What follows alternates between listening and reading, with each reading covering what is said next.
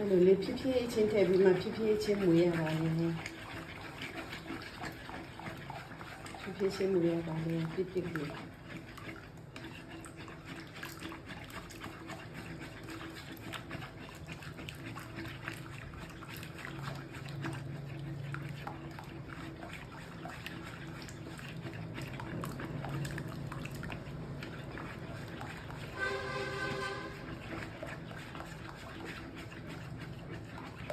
ဆန်တူဖူလိုက်ထားရလားဆန်တို့ကြောင့်ဆန်နဲ့လို့ဆန်ကြ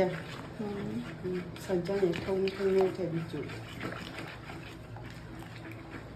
ဒီခက်တိတိုင်းထည့်ထားပြီးမှတနေ့နည်းနည်းချင်းစီစားလိုက်ရနော်ဟုတ်လားရလားဒီလိုမျိုးပွက်တယ်ပွက်တာ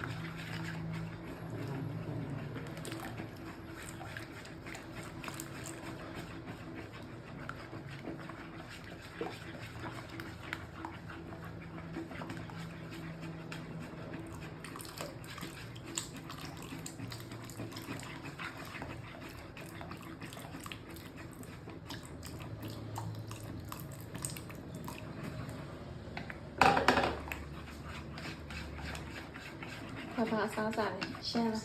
ရှမ်းစားစားပါရှင်ခေါက်ချောက်လို့ခေါ်ပါတယ်ရှင်ခေါက်ချောက်ပါရှင်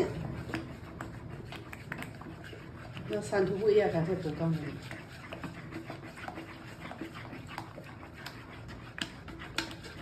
ရှမ်းစံပြောင်းရောက်ကြပြောင်းအဲ့